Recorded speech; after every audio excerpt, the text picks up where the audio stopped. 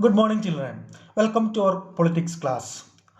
Last day, we were discussing about key elements of democratic government. We started a new chapter, key elements of democratic government. In that, we were discussing about apartheid laws and about the participation of democratic government. Okay, so apartheid law means it is a discrimination based on color. Okay, discrimination based on color, black and white. Okay, so all these things we discuss, and that story also we read, and we understood about Hector Peterson, how he was suffering about these based on apartheid laws, and how he was killed. Okay, and we discuss about participation, how the most popular form of government is known as democratic government, because in a democratic government people is very important, and people have the power to choose their government. So that is why it is become most popular form of government. Okay, only in the democratic government only people can question the government, people can select their government. Okay, so that is only can happen in the democratic government. That is why democratic government become most popular form of government. And in India is the biggest democratic in the world, one of the biggest democratic country. Okay, then how people participate in their government. First one is that people choose their vote, and they are selecting their government, like that in a fixed period the election is happening, like that people choose their power to select their government. Okay, that is one way to how people participate in the government. The another way is that other ways to participating is that beside the election there are many other ways, to rallies, to dharnas, and to signature campaigns, and through medias people express their views, and people always participating their government. Okay, like that people can question, and people can open their views to the government, and like that government is going on. So that is why the democratic government is become most popular, because we can participate in their government. Okay, so today I am going to explain about how in a democratic government conflict solved. Okay, need to resolve conflict, how we can solve a conflict, how conflict is occur, and how it can be solved. All these things today we can look out. Okay, children, need to resolve conflict. Okay, so in my story, in the first page, we read a story, that is in Maya's story you read about how conflicts can be often lead to violence and death, because one group decides that it is all right to use force to prevent the other group from protesting. So in Africa, these black do not have any kinds of rights. They do not have freedom to study their own languages and all these things. So for the achievements of all these rights, they started to violence, and this violence the police shooted, and like that that boy was died, and like that conflicts can be occurred. So that is why always one group when they are resisting and keeping other groups rights and not giving their rights, means conflict can be occur. Okay, conflicts occur when people of different cultures, religions, regions, or economic backgrounds do not get along with each other, or when some among them feel they are being discriminated against. People may use violence means to settle their differences. This leads to fear and tension among others living in an area. The government is responsible for helping to resolve conflicts. Okay, how conflicts occur when people of different cultures, religions, and regions or economic backgrounds do not get along with each other, or when some among them feel they're being discriminated against. Okay, in our caste system it is discrimination.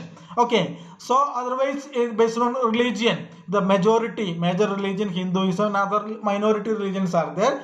Majority always capture the power, and the minority group who are the other religious group is not getting their power, means or their rights, means that time conflict is occur based on religion. Conflict can be occur based on state, can be conflict can occur. Okay, various reasons many conflicts can be occur in the democratic countries. So here the government is responsible for helping to resolve conflict. Okay, government is responsible to resolve the conflicts. Okay, now let us read out some of the conflicts in our society. Okay, and the role of the government in resolving them. Now we can study how what are the different conflicts in our society and how the government is resolving. Okay, so before that we have to study about Indian Constitution. Indian Constitution lays down the basic rules or laws that have to be followed by everyone. So the constitution means India have a constitution. That means the book of law. The book of law. The Indian Constitution lays down the basic rules or laws that have to be followed by everyone. Okay, it is lays down basic rules and regulations, and everyone should be in the country, everyone should be followed. That is known as the constitution. The laws are for both the government and the people, and conflicts can be different, how to be resolved according to these laws. So basically we have a constitution. Constitution means that is a rules and regulations all the citizen of the country and the government should be followed. According to these constitutions and laws, our conflicts is solving. Okay, now we can come to the various conflicts.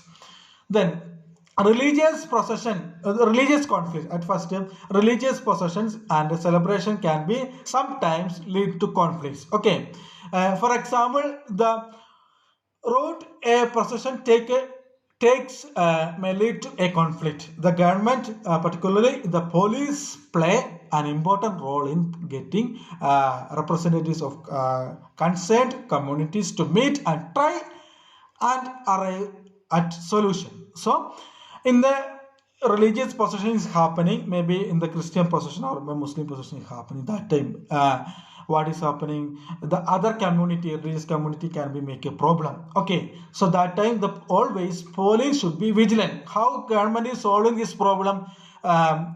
Government is appointed police to control all these things and to solve the problem. Police can be meet these religious leaders and discuss the matters, and like that they can solve the problem, and the police force is there to control all these kinds of things. Okay, so that is why maybe in the religious festivals can happen in that many other religious community. When the Christian religious festival is happening, that time Muslims or Hindus can make a problem. So that time who can be solve the problem? This police take an action against that one, and before starting festival they are meeting each religious community's leaders and discussing about these matters, and like that they are solving the problem and they are controlling. Like that the religious problems can be solved.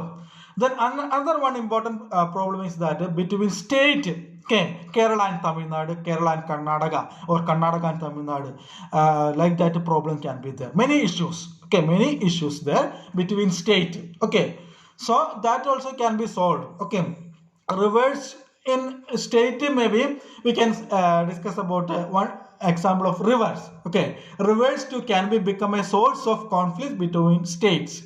Okay, how a river can be become a conflict? A river may be in one state, flow through another and end in a third. So the river can be started in one state and it can be go through other state and can be end to other state.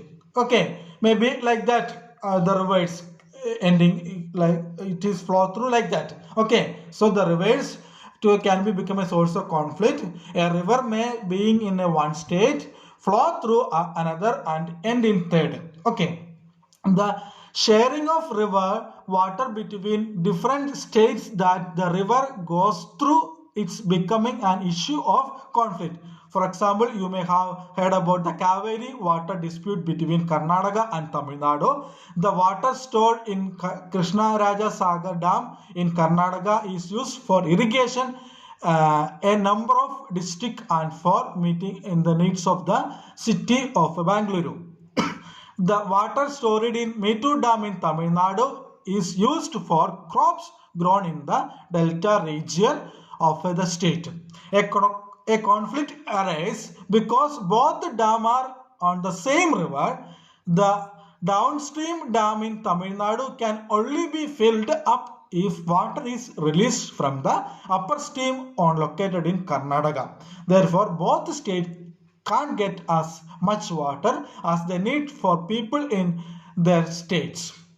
So this leads to conflicts. The central government has to step in and see that the fair distribution is worked on the both states. Okay, so these are the conflicts here. One in Karnataka and Tamil Nadu, there is the river Kaveri river start from the Karnataka and end in the Tamil Nadu.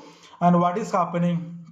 For example, what is happening? The same dam is in the two dams in same river, and one is in Karnataka, one is in Tamil Nadu. And when the upper stream dams fill up, only then the lower stream dams only will get water in that place. So this can be lead a conflict. So this conflict is solved by the central government. Okay, because here the mediator is become the central government, and for all these conflicts for solving, the laws are there in the constitution.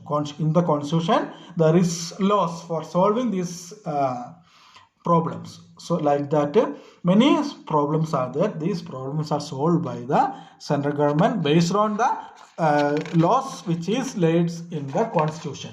Okay, so like that it is going on. The next one is equality and justice, that I will take in next class. Okay, thank you.